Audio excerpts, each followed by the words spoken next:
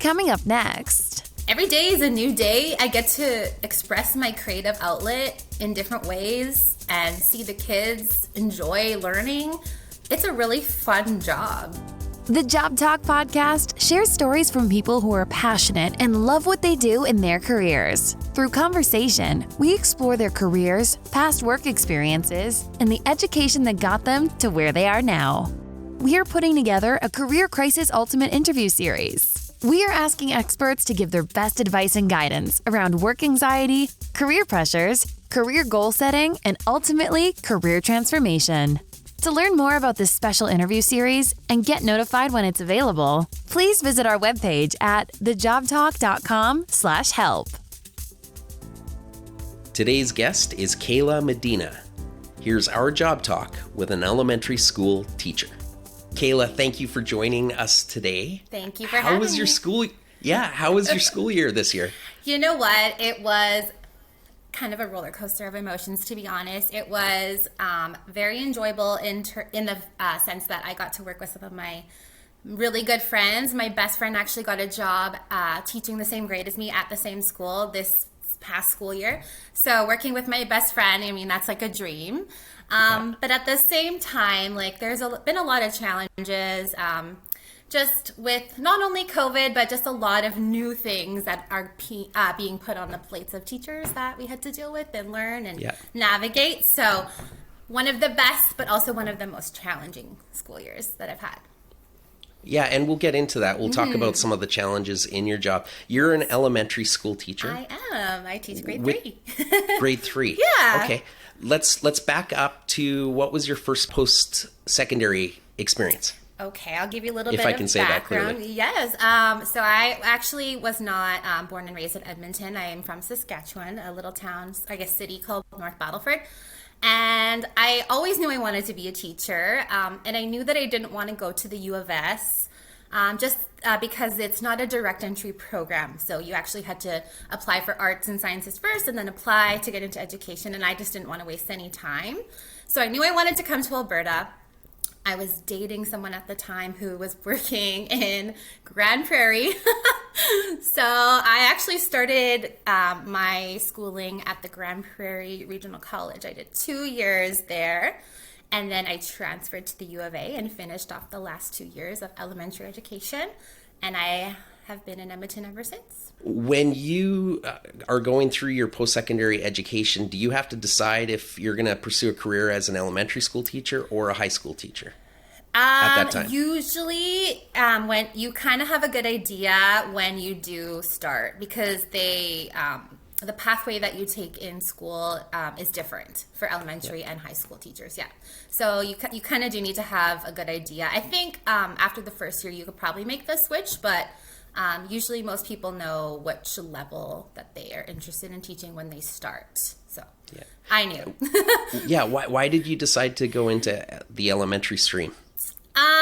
I guess I just really had a great school experience growing up. I loved my teachers. Elementary school was very enjoyable for me. I loved school.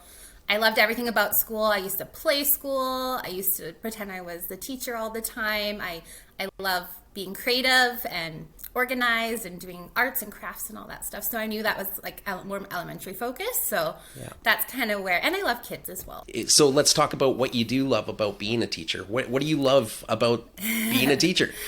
I love building relationships. I love getting to know the little people that are in my room. I love just joking around with them, getting to know who they are, getting to know their interests, and obviously teaching them and seeing those light bulb moments and seeing them progress throughout the year. So I love the relationship part of it. And I also, as I mentioned before, I love to be creative. So I love developing my own resources, thinking of new and innovative ways to teach different concepts and lessons. And I just am really passionate about the planning part of teaching. And then when you're really organized with your planning, it makes teaching really easy and fun. I'm going to ask you about some of the challenges and misconceptions that are out there about teachers. But my first question to you is, how was the pandemic for you? Okay, so 2020, I remember the day, March 13th, whatever, the school shut down. I was actually on maternity leave, so it didn't affect me right away. Peter was teaching at the time, so I was like, awesome, like he can stay home, he doesn't have to go to school, like he can stay home with me, and we have 2 sons, so I thought it was great. And then I didn't have to learn how to teach online right away. Everyone else kind of had to do that before me, so I was like, okay. And then I got a little bit of FOMO. I'm like, hey, I kind of want to teach online, I want to try it. So when I went back after my maternity leave was over, they needed someone to take over the grade 3 online portion, and I volunteered to do that because I like a good challenge and I wanted to see if I could do it. So I did teach online from November 2020 to June 2021, grade 3. So that's a learning curve for sure. I tried really, really hard to make lessons engaging and fun, but you just are missing the relationship piece and just seeing their facial expressions and hearing their little stories. Like, you just miss being in the same room as those little people. So I missed it a lot, but I also learned a lot. My tech skills are pretty good now, okay. So it was a very valuable experience. Yeah. I wouldn't have changed anything about it, but I am glad to be back teaching in person. Yeah. And yeah, it's been interesting, but I've rolled with it. Yeah, and Peter is your husband. He's a junior high teacher. You can find his episode in our library as well. I asked him the same question, and I'm curious to know if there's a difference with the age group that you guys are teaching. Have you noticed a behavior change in your students after the pandemic? I don't see, I know Peter talked a little bit about the mental health aspect of it. I haven't seen that yet come up in my age group. What I have seen is that the kids that I taught this year, their grade 1 year was interrupted by the pandemic. So grade 1 is a very important year of school. You learn how to read and write, basically. So I could see a little bit, they're a little bit behind in reading and writing. And then also, they haven't been doing much the last couple of years. They haven't gone on any field trips. They haven't been doing a lot. So near the end of this school year, we were able to go on field trips. So just to see their excitement. Some of them had never been on a school bus before. We went bowling. Some of them had never been bowling before. So I feel like they have a new sense of appreciation for things that we do in the class that maybe the kids 3-4 years ago just kind of took for granted. Yeah. So yeah, they have a lot of excitement. That leads me into a question about behavior. So how many years have you been teaching for? I have been teaching 10 and a half, or going into 11 years. Okay. Yeah. An 11-year career, you're going to start to learn some techniques and things that you can do to work with a reluctant learner. Can you talk a little bit about your experiences when working with a reluctant student? Absolutely. So I guess it goes back to relationship building. So if a student likes you and can trust you and feels happy to be in your classroom, that solves about 90% of your problems, because once you have that relationship established, they're going to try and they're going to put forth the effort. I do a lot of goal setting with my students. So just setting little goals that are achievable and they can earn rewards. Talking to the parents is really key as well, getting on board with the family and setting those goals with the family as well. So fortunately, I haven't had too many situations where there's been reluctant learners. Yeah.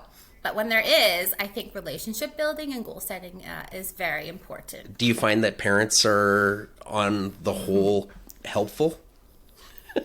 Yeah, I know parents sometimes get a bad rep, but the parents at the school I teach at are very supportive. They usually back the teacher. And so it's just a very nice situation when we can work together and see a positive outcome. I haven't had too many parents who have been against me or not agreeing with what I'm trying to do in the classroom. So I guess I'm lucky, because I know that's not the case with everyone. Yeah.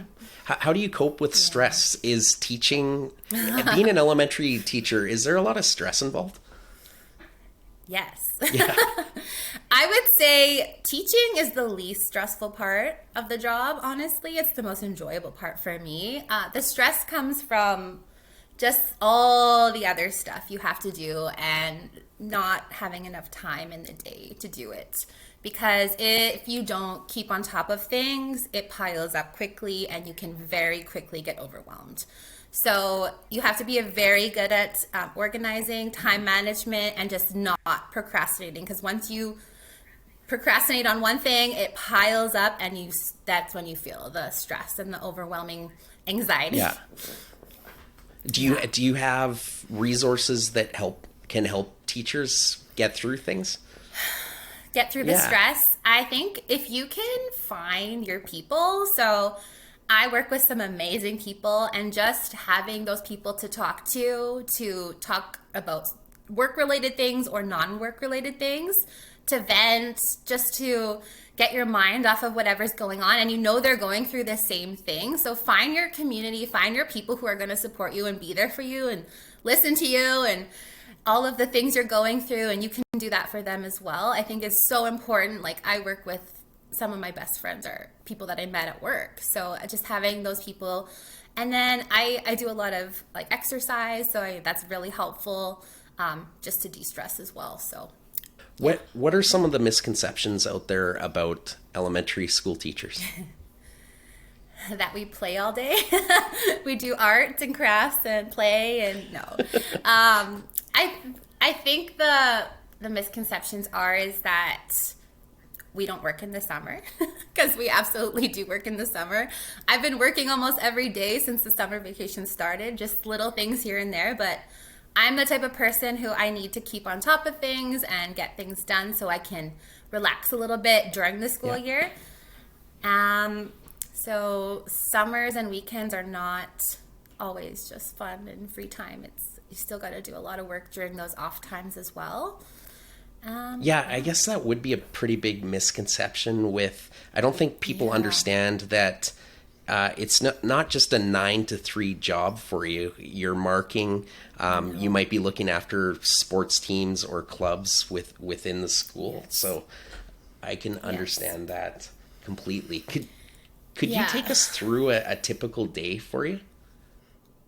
Absolutely. So I get up, I have 2 kids, so I have to get up pretty early. I usually get up about 5 o'clock. Before my kids wake up, I get myself ready, have my coffee, of course, super important, teacher fuel.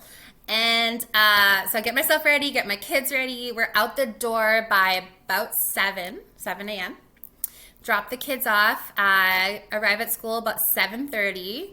I have enough time to turn on my computer, get the calendar set up, turn on any equipment that I need for the day, maybe make a couple photocopies if I have time, check in with my friends, and then by 8:05, the kids are walking through the door. So it's a full day of learning. You have supervision.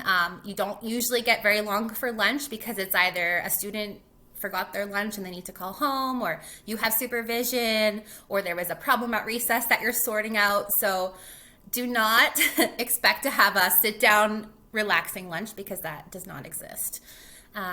So working through the day, school day ends about 2:40.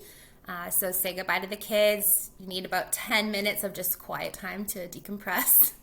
And then you're back to planning for the next day's lessons, cleaning up, extracurricular stuff. So I run a newspaper club for the school. So we do the school newspaper. So that happens every week, once a week. So it's a busy day. It's very, very full. You don't, I get 15,000 steps a day because you're constantly moving. As an elementary teacher, you don't have a lot of time to sit and relax. And I usually leave the school by 4, maybe 4:30, pick up the kids, go home, get dinner, kids in bed, and then I'm usually, before bed, I'm back at it doing a few more things for the next day. So probably about 30 minutes at night.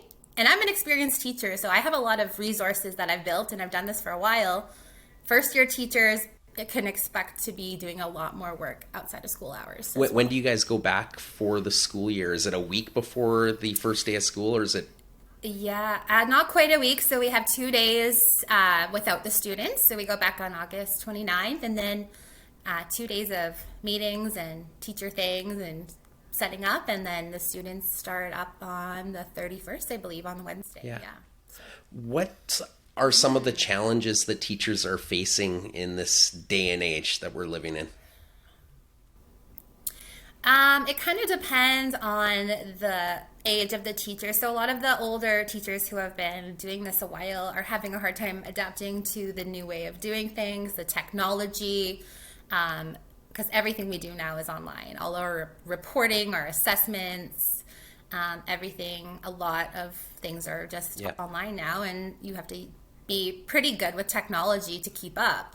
So I think older teachers are finding that a little bit tricky. And then new teachers, honestly, I don't think that they come into this job expecting to work as hard as we do.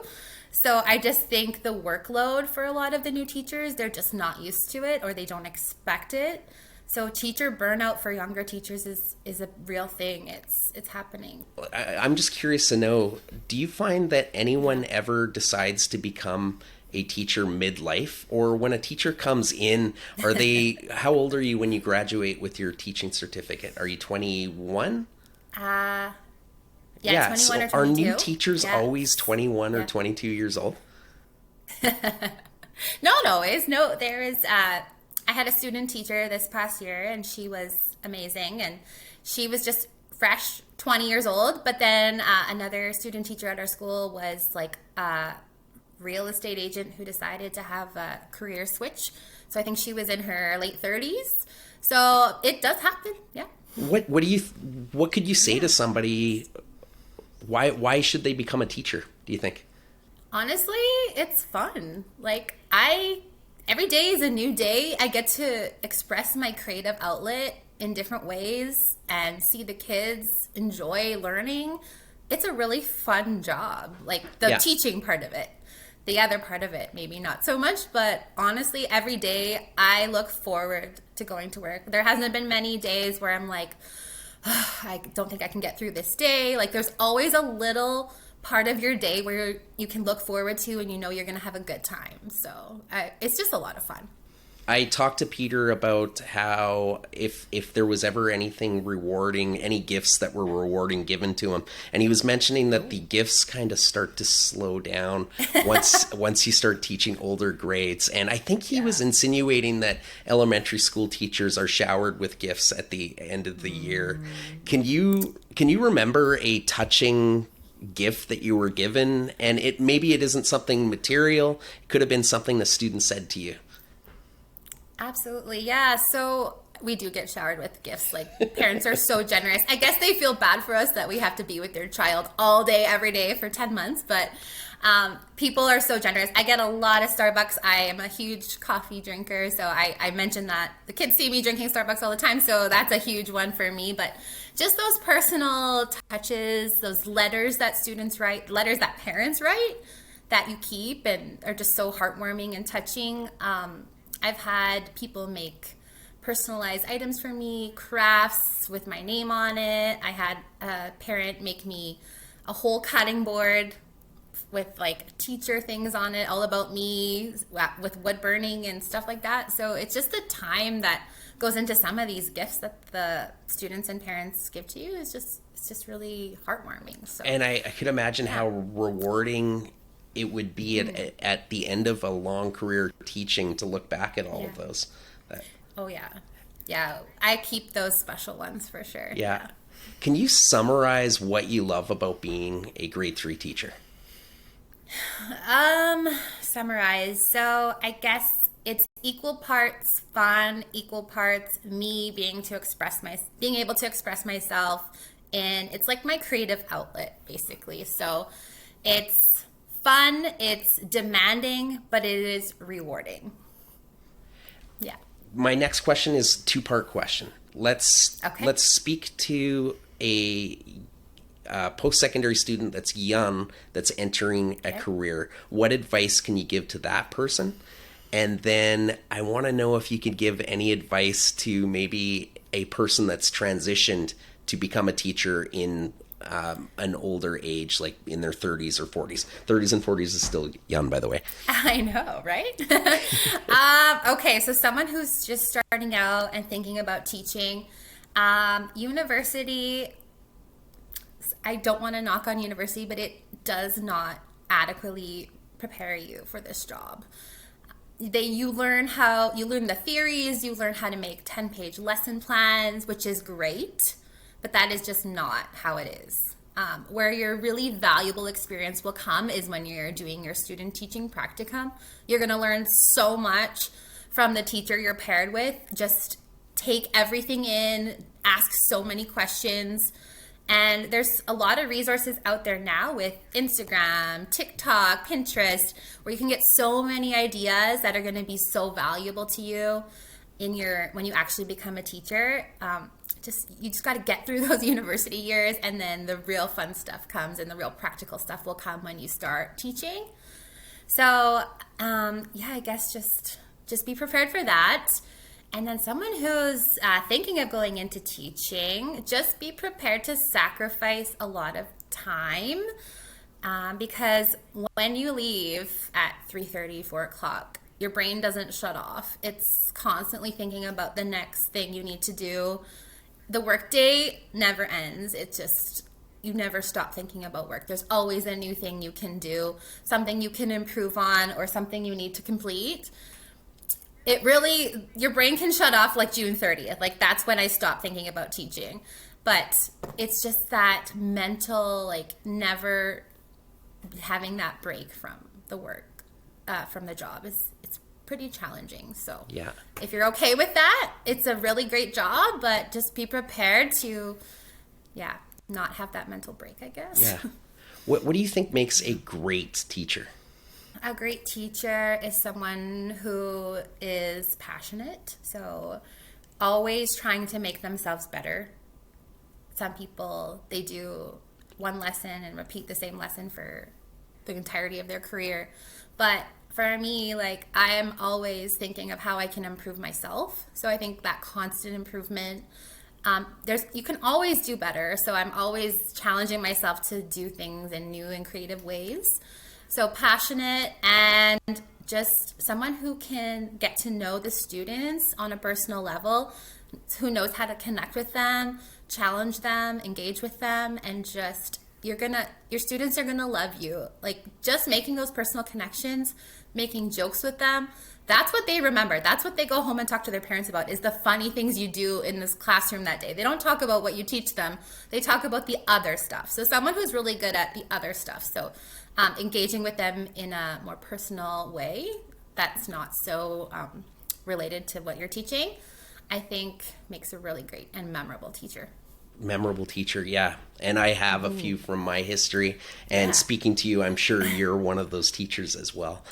Kaila, thank you so much for joining us today. Of course. Just the fact that you are in a position that was basically on the front lines during a global pandemic, I just want you to know that we really appreciate teachers, and thank you for doing what you do. I appreciate you. Thank you for talking to me, and this was really fun, and I'm glad I got to do it and do something I've never done before. Awesome. So thank you so much. Thank you for tuning in to the Job Talk podcast. For more information, please visit us at thejobtalk.com. Our podcast music was created by our friend Mike Malone in Edmonton, Alberta, Canada.